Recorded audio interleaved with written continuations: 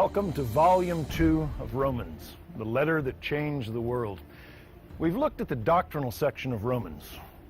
Now, in this time, we're going to look at the national section about God's perspective, His purposes for the nation of Israel. And then we're going to look at the practical section.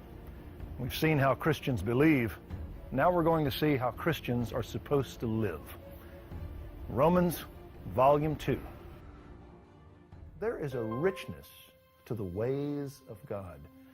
Have you all discovered that God does some things sometimes and He doesn't ask your vote on it? That there's no suggestion box in the Holy of Holies? He doesn't really want it. Thank God does things that are weird sometimes. And so Paul just says there is a richness to the decree of God. Does God have a future for Israel? He said the very end of history, the end of history, is dependent upon that nation's belief.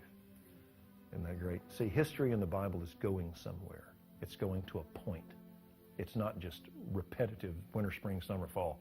It's going to a certain point of glory, what the old church fathers would call the recapitulation.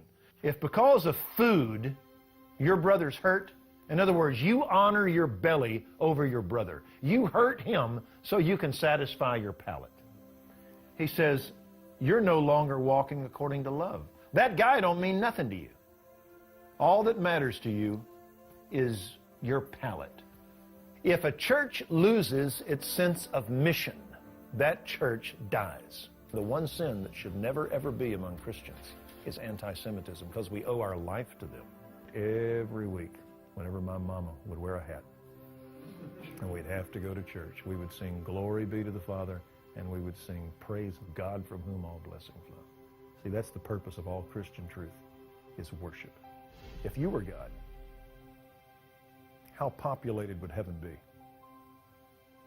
I think there'd be about 3 people there. You, the Son, and the Holy Spirit.